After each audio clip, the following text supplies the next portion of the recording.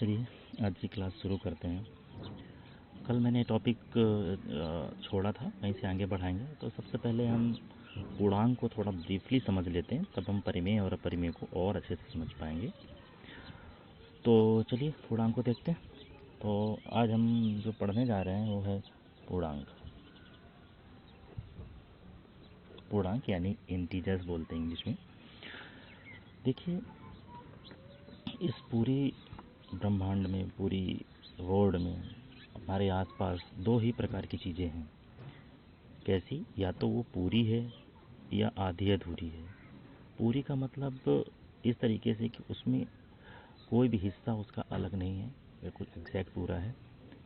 जैसे ये देखिए, मैंने यहाँ पे एक फिगर दिखाया है आम का। ये आम है, तो ये अपने आप में ये पूरा है। हम तोड़ के लाए हैं इसको, ये समझ लीजिए। अगर इस आम से हमने एक बाइट खा लिया तो फिर ये पूरे से कुछ कम हो गया, और जब ये पूरे से कुछ कम हो गया तब ये पूर्णांक नहीं रहा। जब तक ये पूरा है तब तक पूर्णांक है। ये यहाँ पे एक रोटी है, इस रोटी जब पूरी है तो पूर्णांक है, और जब हमने इससे कुछ खा लिया तो ये रोटी पूरी नहीं, वो रह गई, ये आधी अधूरी रह गई। तो कुल मिला के हमारे आसपास दो ही प्रकार की चीज़ें हैं, एक पूरी और दूसरी आधी अधूरी।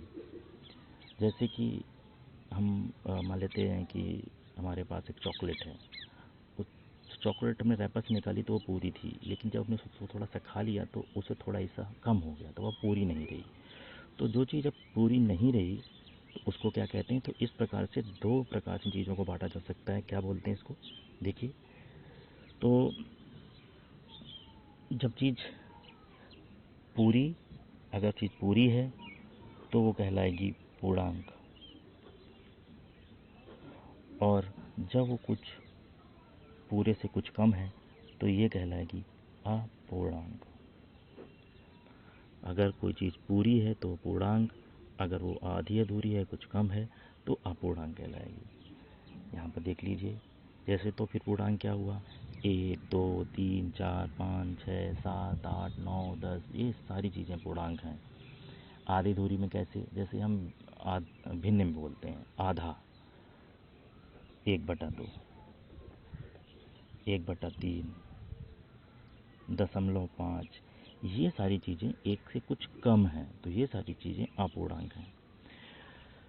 पूर्णांक को थोड़ा और ब्रीफली समझ लेते हैं। देखिए, जैसे आप किसी मॉल में जाएं, जब आप किसी मॉल में जाएंगे तो आप जैसे ही नीचे आप लिफ्ट में जाएंगे तो लिफ्ट में आपने बोला कि लिफ्टमैन से कि मुझे 2 में जाना है, यानी कि सेकेंड फ्लोर पे जाना है, सेकेंड में जाना है। तो आपसे ज़रूर ये पूछेगा कि सर या मैम ये बताइए कि आपको +2 में जाना है या -2 में जाना है। इसका मतलब जहाँ पे आप हैं, अगर उससे ऊपर की तरफ जाना चाहेंगे, यानी कि ग्राउंड फ्लोर से, तो ये +2 में जाएंगे, और अगर नीचे की तरफ जाना चाहेंगे तो ये -2 में जाएंगे। ऐसे ही अगर नीचे की तरफ आप उतरते चले जाएंगे तो माइनस में -1, -2, -3, -4, इस तरीके से, और ऊपर की तरफ आप चलते जाएंगे तो +1, +2, +3, +4, इस तरह के। और जहाँ से हम चलना शुरू करते हैं उसे हम 0 बोलते हैं, यानी कि ग्राउंड फ्लोर। तो आप लिफ्ट में देखिएगा, वहाँ 0 लिखा रहता है। अगर 0 से ऊपर की तरफ तो +1, +2 इस तरीके से, और नीचे की तरफ -1, -2, -3, -4 इस तरीके से। तो वो जो नंबर प्लस में हैं, ऊपर की तरफ बढ़ रहे हैं, इन्हें हम धन पूर्णांक, और नीचे की तरफ जो है इन्हें हम ऋण पूर्णांक बोलते हैं। अब इसे हम नंबर लाइन पे समझ लेते हैं थोड़ा सा। जैसे ये देखिए, नंबर लाइन आपको दिखाई दे रही है, तो ठीक बीचों बीच में 0 है, इसके आगे की तरफ +1, +2, +3, ऐसे हम आगे की पढ़ेंगे। आगे की तरफ जाएंगे तो हम, ये है धन पूर्णांक। अब अगर आपसे कोई पूछे कि सबसे छोटा धन पूर्णांक बताइए, पूर्णांक मतलब होता है पूरा, तो सबसे छोटा धन पूर्णांक हो गया, सबसे छोटा धन पूर्णांक क्या हो गया? +1। और अगर आप आपसे सबसे बड़ा धन पूर्णांक पूछे तो आप इस तरीके से आगे चलते चलाएंगे और आपको सबसे बड़ा धन पूर्णांक नहीं प्राप्त होगा। यानी कि सबसे बड़े की अगर बात करें तो सबसे बड़ा धन पूर्णांक होता है अनंत या इन्फिनाइट, जो भी आप समझ लीजिए, लेट ऐसे करके रिप्रेजेंट करते हैं। ठीक है, अब अगर हम इधर की तरफ जाएं तो देखिए -1 -2 -3 -4 इधर की तरफ। तो एक चीज़ और समझ लेते हैं कि जैसे हम इधर की तरफ जाएंगे तो -1 -2 -3 -4 और ये कंटिन्यूअसली इधर बढ़ते रहेंगे, तो ये क्या कहलाता है हमारा, ये कहलाएगा ऋण पूर्णांक। ठीक है, तो कुल मिला के हमें यहाँ देखने मिल रहा है कि 3 तरीके के पूर्णांक मिल रहे हैं, एक तो ऋण पूर्णांक, एक धन पूर्णांक और एक ये होता है, ना तो ये धन होता है ना ऋण होता है, इसे स्पेसिफिक बोल देते हैं भैया, ये शून्य पूर्णांक है। ठीक है, अब हमने देख लिया सबसे बड़ा सबसे छोटा धन पूर्णांक 1, सबसे बड़ा धन पूर्णांक इन्फिनाइट, और अब इधर की तरफ देखते हैं कि सबसे बड़ा या छोटा ऋण पूर्णांक क्या होता है। तो इसको ऐसे समझेंगे कि यहाँ पर एक व्यक्ति है जिसने 1 रुपये कर्जा ले रखा है, यानी कि माइनस में है, और एक व्यक्ति है जिसने 100 रुपये कर्जा ले रखा है, यानी कि माइनस में है। तो कौन जल्दी रिपे कर पाएगा, किसकी वैल्यू ज़्यादा होगी? अगर बैंक के पास हो जाएगा तो किसको ऋण मिलना आसान होगा? जो कम लोन लिए होगा, जिसके पास कर्जा कम होगा, तो उसकी वैल्यू ज़्यादा होगी। इसका मतलब -1 सबसे बड़ा ऋण पूर्णांक होता है, सबसे बड़ा ऋण पूर्णांक होता है। और सबसे छोटा ऋण पूर्णांक की अगर बात करें तो वो भी इन्फिनाइट होगा, अनंत होगा। तो मोटा मोटा ये आप समझ लीजिए। अब इनको हम ब्रीफली कैसे समझ सकते हैं, आप यहाँ पे देखिए जो भी नंबर्स आ रहे हैं, यहाँ पे कोई ना तो भिन्न आ रही है, ना तो दशमलव संख्या आ रही है। यहाँ पे वो सारे नंबर्स आ रहे हैं, चाहे इधर चलें या इधर चलें, सारे ही नंबर वो आ रहे हैं जो गिनती में होते हैं। तो आप ये समझ लीजिए पूर्णांक हमेशा गिनती के नंबर होते हैं, मतलब 1 2 3 4 5 6 7 8। वो धन भी हो सकता है और वो ऋण भी हो सकता है। तो पूर्णांक में बिल्कुल भी कन्फ्यूजन ना रखें। इसको ये समझिए कि गिनती का अगर आपको अंक कहीं दिखाई दे जाए तो आप गिनती पढ़ते हैं शुरू से 1 2 3 4, तो हमेशा वो पूर्णांक होगा, चाहे वो प्लस में हो या फिर माइनस में।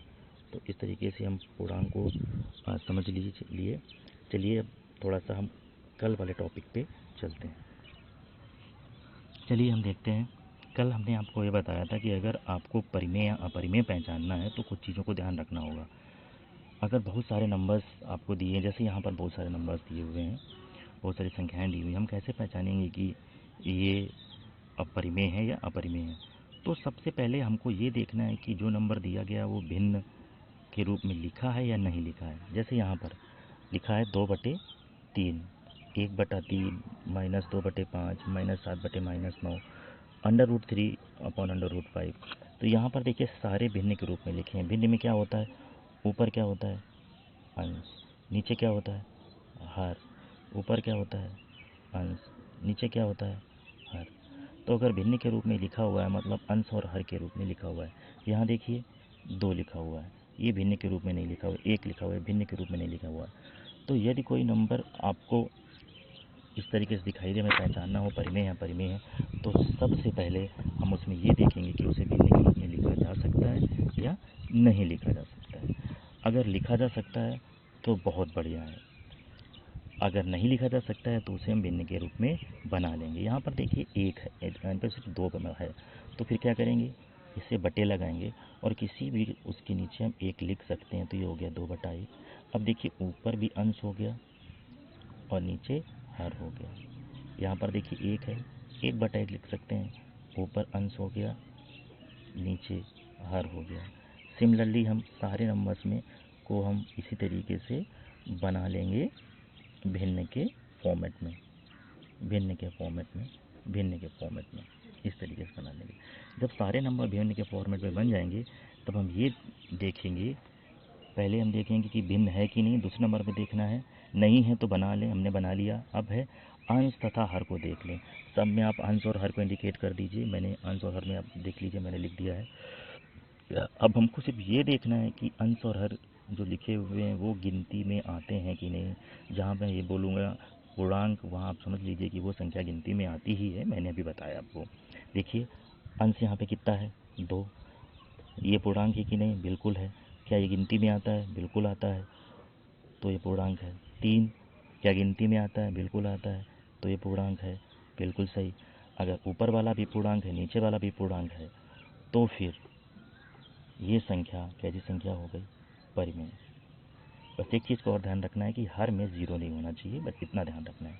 अब देखिए यहाँ लिखा हुआ है 1 गिनती में आता है कि नहीं, बिल्कुल आता है। 3 गिनती में आता है कि नहीं, बिल्कुल आता है, तो फिर ये संख्या परिमेय संख्या हो गई।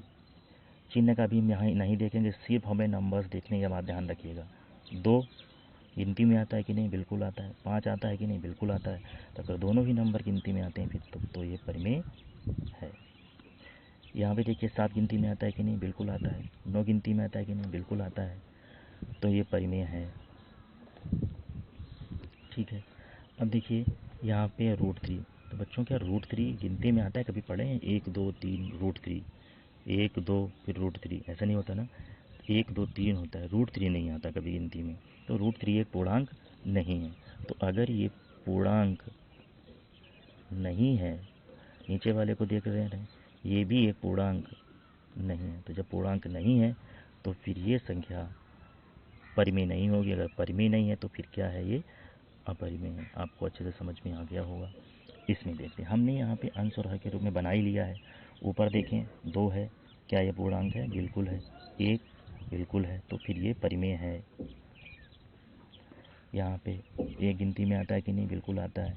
1 आता है कि नहीं, बिल्कुल आता है, तो फिर ये परिमेय है। यहाँ पे देखिए 0, यहाँ पे देखिए 1।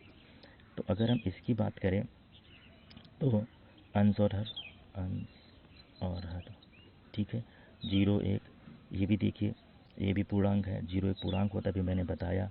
अगर ये भी पूर्णांक है, ये भी पूर्णांक है, तो ये फिर परिमेय है। लेकिन बच्चों एक बात का ध्यान रखिएगा कि इसी में अगर इस तरीके से लिखा हो तो देखिए ये तो पूर्णांक है, लेकिन ये 0 भले ही पूर्णांक है, लेकिन मैंने बताया था कि हर में 0 नहीं होना चाहिए। अगर हर में 0 है तो फिर ये संख्या परिमेय नहीं होगी। तो ये संख्या कैसी होगी, अपरिमेय। अपरिमेय यानी किसी भी संख्या के नीचे अगर 0 है, जैसे 2/0 भी लिखा है, 3/0 भी लिखा है, तो ये सारी संख्याएं अपरिमेय संख्याएं होंगी। ये सारी संख्याएं अपरिमेय संख्याएं होंगी। अब यहाँ पे देख लेते हैं, √2 गिनती में आता है कि नहीं, नहीं आता है। √1 गिनती में आता है कि नहीं, आता है। ऊपर वाला नहीं आ रहा, नीचे वाला आ रहा है, तो फिर इसका मतलब है ये कैसी संख्या है, अपरिमेय संख्या है। ये कैसी संख्या है, अपरिमेय संख्या है। यहाँ पे देखिए √5 गिनती में आता है कि नहीं, नहीं आता है। 1 आता है कि नहीं, बिल्कुल। अगर एक ही नहीं आता तो वहीं से हम सवाल को कट कर देंगे। तो ये नहीं होगा, यानी कि ये परिमेय नहीं होगा। ये कैसी होगी, अपरिमेय होगी। अब देखो बच्चों यहाँ पे 0.1/1 है, तो मैंने बताया था यदि भिन्न के रूप में है तो, यदि नहीं है तो। ये देखिए यहाँ पे भिन्न के रूप में हमने बना लिया। अब हम क्या करेंगे, ये दशमलव को हटाएंगे। जैसे दशमलव हटाएगा यहाँ पे ये आ जाएगा, तो ये हो गया 5/10। अब बताइए 5 गिनती में आता है कि नहीं, बिल्कुल आता है। 10 आता है कि नहीं, बिल्कुल आता है। अगर ये दोनों आते हैं तो फिर ये परिमेय संख्या है। यहाँ पर देखिए दशमलव हटाइएगा, 0 बढ़ाइएगा। 13 गिनती में आता है कि नहीं, बिल्कुल आता है। 10 गिनती में आता है कि नहीं, बिल्कुल आता है, तो फिर ये परिमेय संख्या है।